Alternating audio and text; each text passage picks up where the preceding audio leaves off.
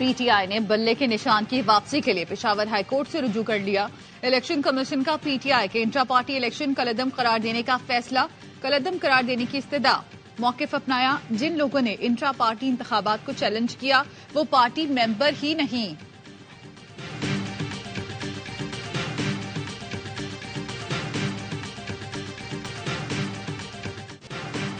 عام انتخابات کے لیے امیدواروں کے کاغذات نامزدگی کی جانچ پڑتال جاری۔ نون لیگ کی رہنما مریم اورنگزیب کے کاغذات نامزدگی منظور۔ این ای 128 اور این ای 123 سے جماعت اسلامی کے لیاقت بلوچ، ہنا ربانی کھر، صادق سنجرانی کے کاغذات نامزدگی منظور۔ لاہور میں پی ٹی آئی کی ترجیحی فہرست نہ ملنے پر کاغذات کی جانچ پڑتال نہ ہو سکی۔ آر او کا کہنا ہے کاغذات کی اسکروٹنی پی ٹی آئی کے بارے میں عدالتی فیصلے کے مطابق ہوگی۔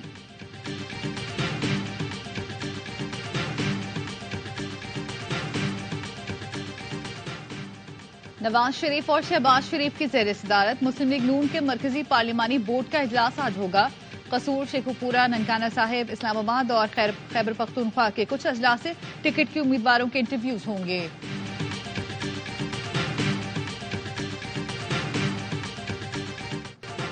الیکشن کمیشن آف پاکستان نے احد چیمہ کو عہدے سے ہٹانے کا معاملہ نمٹا دیا۔ سیکرٹری انعام اللہ نے الیکشن کمیشن کو بتایا احد چیمہ کو عہدے سے ہٹانے کا نوٹیفیکیشن جاری ہو گیا ہے۔ وزارت داخلہ نے درخواست کی الیکشن کمیشن آئی جی اور ڈی سی اسلام آباد کو ہٹانے سے متعلق فیصلے پر نظرثانی کری۔ وزارت داخلہ نے انٹیلیجنس بیورو کی جانب سے دہشت گردی کے واقعات کی رپورٹ جاری کی ہے۔ الیکشن کمیشن نے کہا وزارت داخلہ کی رپورٹ ہم دیکھ لیں گے، آپ کل تک دونوں عہدوں کے لیے پینل دیکھیں۔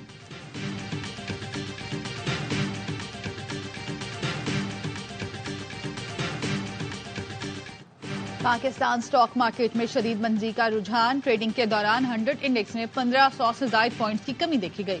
انڈیکس 61,000 کی سطح سے بھی نیچے آ گیا۔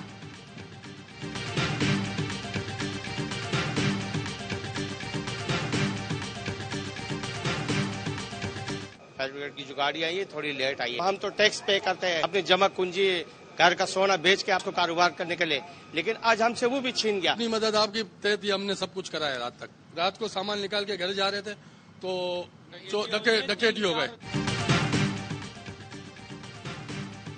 کراچی صدر کی شاہجہاں موبائل مارکیٹ میں لگی آگ پر 5 گھنٹے بعد قابو پا لیا گیا۔ 100 سے زائد دکانوں میں کروڑوں روپے مالیت کا سامان جل گیا۔ صدر الیکٹرانک ڈیلر ایسوسی ایشن کے مطابق دکانوں سے سامان نکالنے والے تاجروں کو ڈاکو نے لوٹ لیا۔ فائر بریگیڈ حکام کے مطابق آگ شارٹ سرکٹ کے باعث لگی۔ اسرائیل کی خان یونس البریج نصیرات کیمپ پر بمباری، 24 گھنٹے میں 250 فلسطینی شہید ہوئے، 500 زخمی۔ المغازی اور بریج کیمپ پر اسرائیلی بمباری میں شہید 70 فلسطینیوں کی نماز جنازہ ادا کر دی گئی۔ اب تک فلسطینی شہداء کی تعداد 21,000 سے بڑھ چکی ہے۔ غزہ میں زمینی کارروائی کے دوران مزید 2 اسرائیلی فوجی ہلاک ہو گئے، تعداد 160 ہو گئی۔ 7 اکتوبر سے جاری اسرائیلی حملوں میں 65,000 گھر مکمل طور پر تباہ ہو چکے، 115 مساجد شہید کی گئیں۔ اسرائیلی وزیر اعظم کی جنگ کے دوران دوسری بار غزہ آمد، کہا کوئی جنگ روکنے کی بات کرتا ہے تو ہمارا جواب نہیں ہے، حماس کے خاتمے تک جنگ جاری رہے گی، حملوں میں شدت لائیں گے۔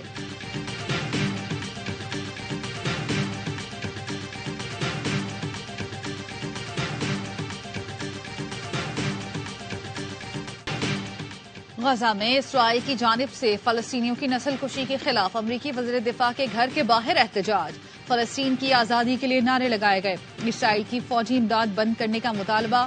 نیو یارک میں بھی ہزاروں شہریوں نے ریلی نکالی، پولیس نے متعدد مظاہرین کو حراست میں لے لیا۔ نیدرلینڈز میں شہید فلسطینی بچوں سے یکجہتی کے لیے 8,000 جوتے رکھ کر احتجاج کیا گیا۔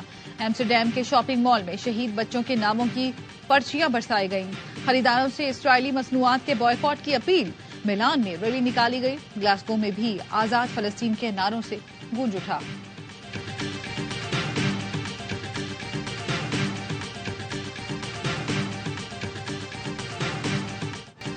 شام میں اسرائیل کے فضائی حملے میں ایران کے پاسداران انقلاب کے اعلیٰ کمانڈر بریگیڈیئر جنرل رضی موسوی مارے گئے۔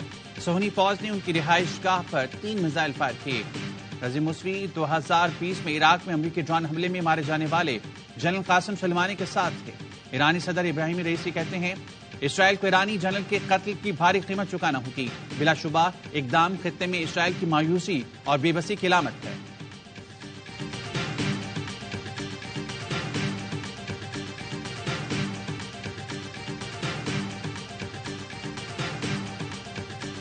وینیو بدل گیا لیکن پاکستانی فیلڈرز کی کیچ چھوڑنے کی روایت نہ بدلی. میلبرن ٹیسٹ میں بھی عبداللہ شفیق نے ڈیوڈ وارنر کا آسان کیچ گرا دیا. 90 رنز کی اوپننگ شراکت بن گئی. کینگروز نے پاکستان کی دعوت پر پہلے روز 2 وکٹ پر 130 سے زائد رنز بنا لیے. ڈیوڈ وارنر 38 رنز بنا کر سلمان علی آغا کا شکار بنے. عثمان خواجہ کو 42 پر حسن علی نے پویلین کی راہ دکھائی.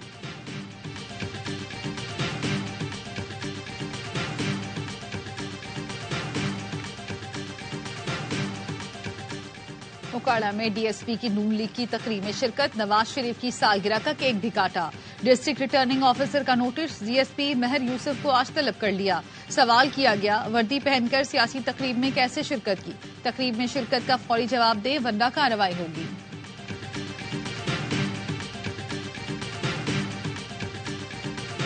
پنجاب، خیبر پختونخوا اور سندھ کے میدانی علاقوں میں دھند کے ڈیرے. حد نگاہ کم ہونے پر لاہور میں فضائی آپریشن متاثر. علامہ اقبال انٹرنیشنل ایئرپورٹ پر 6 پروازیں منسوخ کر دی گئیں. 16 سے زائد پروازیں گھنٹوں تاخیر کا شکار.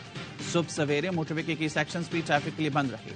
گلگت بلتستان سمیت بلائی علاقوں میں کڑاکے کی ٹھنڈ. سکردو میں برفیلے نظارے. درجہ حرارت -10 تک گر گیا. ہنزا -4. گلگت اور استور میں -3 ریکارڈ کیا گیا. کوئٹہ اور کلاس سمیت شمالی بلوچستان میں بھی خون جما دینے والی سردی.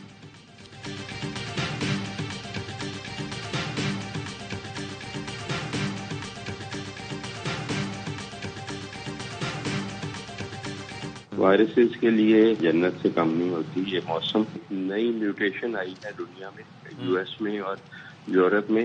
ایک میوٹیشن ہے اس کی اسپائک پروٹین میں، جس کی وجہ سے اس کا لگاؤ ایک انسان سے دوسرے کو بڑھ گیا ہے، لیکن وہ پاکستان میں ابھی تک ہم نے نہیں دیکھی. اس کو ہم کہتے ہیں variant of interest, even not of concern.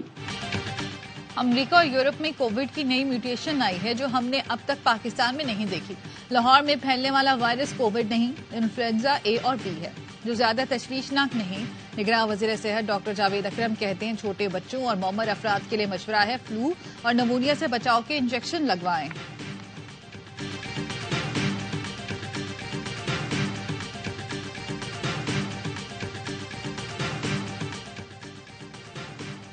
نگراں وزیر اعلی پنجاب محسن نقوی کا مزار بی بی پاک دامن کی تزئین و آرائش اور توسیع منصوبے کا جائزہ.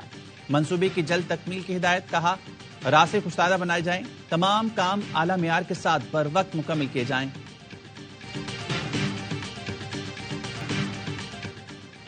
چین کی دارالحکومت بیجنگ میں سردی کا 72 سال کا ریکارڈ ٹوٹ گیا. پارا -10 ریکارڈ.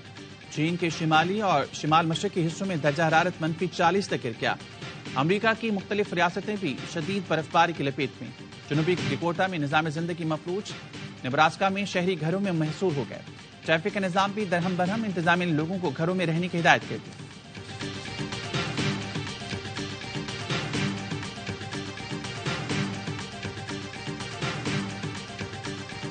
اور اردو شاعری کے 2 درخشندہ ستاروں منیر نیازی اور پروین شاکر کے مداح آج ان کی برسی منا رہے ہیں. منیر نیازی 2006 میں حرکت قلب بند ہونے سے انتقال کر گئے تھے. خوشبو کی شاعرہ پروین شاکر 1994 میں ٹریفک حادثے میں وفات پا گئی تھیں.